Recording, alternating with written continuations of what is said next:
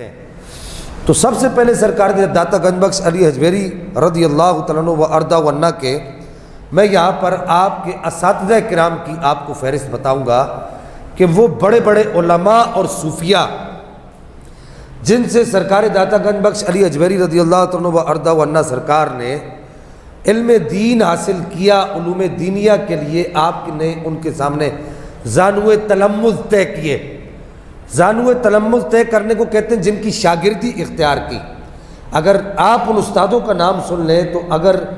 ایک بادی النظر میں بندہ اگر تھوڑی سی اسلام کے علماء کی تاریخ سے واقف ہو تو وہ حیران ہوتا ہے کہ سرکار داتا گنج بخش علی حجویری رضی اللہ تعالیٰ و ارضا عنہ نے کن کن علماء سے علوم حاصل کیے۔ اب آپ کے اس اساتذہ میں جو سب سے پہلا جو نام ہے وہ شیخ ابو العباس اشقاقی ہے۔ آپ خود کشف المحجوب شریف کے اندر ارشاد فرماتے ہیں کہ یہ جو شیخ ہیں یہ مجھ سے بڑی محبت کیا کرتے تھے، مجھ پر بڑی شفقت کیا کرتے تھے۔ جب میں ان کے پاس علم حاصل کرنے کے لیے گیا تو یہ بڑے پیار اور محبت سے میرے ساتھ پیش آتے تھے، لیکن فرماتے ہیں میں ان سے سارے علوم حاصل نہیں کر سکا، میں نے کچھ علوم ان سے حاصل کیے اور پھر میں آگے کی طرف چل پڑا۔ دوسرے شیخ کا نام سنیے، شیخ ابو جعفر محمد المصباح السیدلانی۔ سرکار داتا گنج بخش علی حجویری رضی اللہ تعالیٰ و ارضا عنہ ان کے بارے میں ارشاد فرماتے ہیں کہ میں نے ان کے پاس باقاعدہ طور پر زانوِ تلمذ طے کیا اور جو بقیہ جو علوم تھے وہ میں ان کے پاس جا کر حاصل کرتا رہا، اور ان کے ہاتھوں کی لکھی ہوئی کتابیں جو انہوں نے خود لکھی تھیں فنون کے اندر، علوم کے اندر، وہ میں نے ان کے سامنے بیٹھ کر پڑھی، ان کو خود سنائی۔ لیکن یہاں سے بھی مجھے علم کی جو میری تشنہ لبی تھی، یعنی جو علم کی جو پیاس تھی وہ میری نہیں بجھی۔ پھر آگے سرکار داتا گنج بخش علی حجویری رضی اللہ تعالیٰ عنہ عنہ ارشاد فرماتے ہیں کہ میں ایک ایسے شیخ کے پاس گیا کہ جو شیخ جو ہے وہ نہر پہ جا کر اگر وہ پتھر مانگتا تھا تو اللہ تعالیٰ اس شیخ کو نہر میں سے پتھر کے بجائے ہیرے جواہرات اور موتی عطا فرماتا تھا۔ تو میں نے دیکھا کہ وہ شیخ جن کے پاس میں علم حاصل کرنے کے لیے گیا،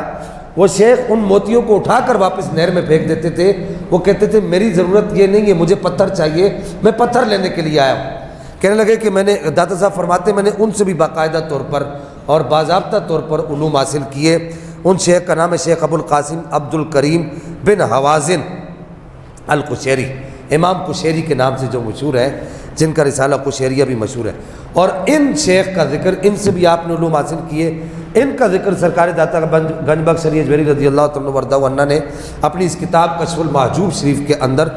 10 سے زائد مقامات پر آپ نے ان کا ذکر کیا، اور جگہ جگہ پر کہا ہے کہ میرے استاد میرے استاد میرے استاد، شیوخ کا، داتا صاحب کے شیوخ کا ذکر سنتے جائیے۔ پھر اس کے بعد آپ فرماتے ہیں کہ یہاں سے بھی مجھے علم کی جو سیرابی تھی وہ مجھے حاصل نہیں ہوئی۔ پھر میں شیخ ابو القاسم علی الگرگانی کے پاس گیا، بہت بڑے عالم تھے شیخ ابو القاسم علی گرگانی رحمہ اللہ، ان کے پاس میں علوم حاصل کرتا رہا۔ پھر میں شیخ ابو الفضل محمد بن حسن الخطلی ان کے پاس علم حاصل کرنے کے لیے گیا، اور ان کے پاس میں نے علم تفسیر اور علم حدیث اور علم تصوف کے بعض عقدے میں نے حل کیے۔ علم تفسیر، علم حدیث اور علم تصوف کے بعض عقدے میں نے ان سے سیکھے۔ پھر فرماتے ہیں کہ پھر میں آگے ایک اور شیخ ابو احمد المظفر بن احمد بن حمدان ان کے پاس گیا، اور ان سے میں نے کہا کہ میں نے ان سے جا کر درخواست کی، ان سے گزارش کی، میں نے ان کو درخواست لکھ کے دی کہ مجھے اپنے شاگردوں میں شامل کر لیجئے، میں چاہتا ہوں کہ میں آپ کے شاگردوں میں شامل ہو جاؤں اور میں علم دین حاصل کروں۔ شیخ خواجہ احمد حمادی سرخسی فرماتے پھر میں ان کے پاس گیا، اور ایک مدت تک میں ان کا رفیق رہا، ایک طویل مدت تک میں ان کے پاس علم دین حاصل کرتا رہا۔ اور کہتے ہیں کہ وہ بالکل نوجوان عمر کے تھے، ان کی عمر بالکل نوجوان، جس طرح نوجوان 18 19 20 سال کا ہوتا ہے، اس طرح ان شیخ کی شیخ خواجہ احمد حمادی سرخسی کی اس طرح عمر تھی۔ اور فرماتے ہیں کہ میں نے اس میں کوئی بھی عار نہیں کی، کوئی بھی شرم محسوس نہیں کی، چونکہ وہ بڑے عالم تھے، علم میں زیادہ تھے، تو میں ان سے علم حاصل کرتا رہا۔ شیخ ابو سعید فضل اللہ بن محمد المہینی ان کے پاس بھی آپ فرماتے ہیں کہ میں نے علم عقیدہ پڑھا، علم عقیدہ میں ان کے پاس پڑھتا رہا، اعتقاد کے جو مسائل تھے وہ میں ان کے پاس حل کرتا رہا، اور کہتے ہیں کہ میں نے علم عقیدہ کے اندر اتنا بڑا عالم نہیں دیکھا جتنے بڑے عالم شیخ موہینی تھے، اور میں نے باقاعدہ ان کے پاس زانو تلمس طے کیا۔ یہ کون کہہ رہے ہیں؟ داتا صاحب کہہ رہے ہیں۔ شیخ ابو عبداللہ محمد بن علی حکیم ترمذی،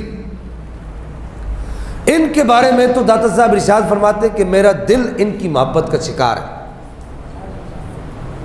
آپ فرماتے ہیں کہ میرے دل میں اگر کسی شیخ کی محبت ایسے سمندر کی طرح ٹھاٹے مارتی ہے،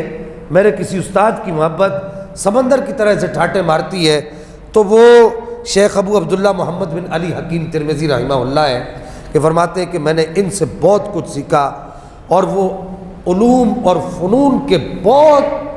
بے پناہ علوم اور فنون کے مالک تھے، اور میں ایک کثیر مدت تک ان کے پاس رہا، اور میں نے ان کی ساری کتابیں بھی خریدی۔ آپ سنیے گا، اگلی بات سنیے گا، یہ تو ایک طویل بات، وہ بات طویل ہو گئی آپ کے مشائخ کا ذکر کرتے ہوئے۔ آپ فرماتے ہیں کہ جس شیخ کے پاس میں پڑھتا رہا، میں نے ان تمام مشائخ کی ساری کتابیں خریدی، اور خرید کر اپنی لائبریری کے اندر اکٹھی کی، اور میں نے ان کتابوں کو پڑھا۔ ان کتابوں کے اوپر داتا صاحب رحمہ اللہ فرماتے ہیں میں نے نشان بھی لگائے، بعض نوٹس بھی ان کے اوپر نوٹ بھی لگائے۔ اب میں یہاں پر آپ سے صرف ایک بات، اتنی لمبی آپ کو جو گفتگو کی ہے، صرف آپ سے ایک بات پوچھنا چاہتا ہوں کہ مجھے یہ بتائیے کہ داتا صاحب کتنے بڑے اللہ کے ولی ہیں، اور آپ کے بارے میں ایک قول یہ بھی ہے کہ آپ مادرزاد ولی ہیں۔ مادرزاد ولی ہوتے ہوئے داتا صاحب ہو گئے، سخی سلطان باؤ رحمہ اللہ ہو گئے، سید میر علی شاہ صاحب رحمہ اللہ ہو گئے، یہ سارے جتنے لوگ تھے سارے مادرزاد ولی تھے، لیکن اس کے باوجود یہ اساتذہ کے پاس علوم حاصل کرنے کے لیے جاتے تھے۔